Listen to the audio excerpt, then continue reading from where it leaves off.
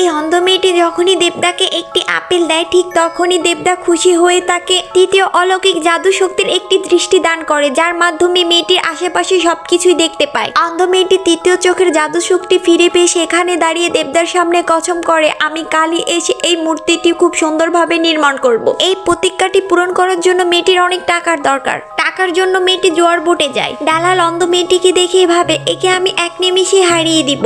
এরপরে মেয়েটি তার তৃতীয় শক্তি ব্যবহার করে প্রথম রাউন্ডে 3টি ছক্কা ফেলে, কিন্তু দালাল সেটিকে পরিবর্তন করে দেয়। পরের চালে মেয়েটি আবারও তৃতীয় শক্তি ব্যবহার করে 3টি ছক্কা আবারও পরিবর্তন করে ফেলে। এটা দেখে সবাই অবাক হয়ে যায় আর প্রথম রাউন্ডে মেয়েটি জিতে যায়। মেয়েটি সমস্ত টাকা গুছিয়ে যখনই চলে যেতে যায় দালাল তাকে আর একটি খেলার প্রস্তাব রাখে। 6-5-এর একটি খেলা রাখে। দালাল তার সমস্ত টাকা পয়সা জমা দেয়, মেয়েটিও জমা দেয়। এই রাউন্ডে যে জিতবে সেই এই সমস্ত টাকার মালিক হবে। এরপরে খেলা শুরু হয়। মেয়েটি তার তৃতীয় চোখ দিয়ে 6কে 5 করে দেয় আর 5কে 6 করে দেয়।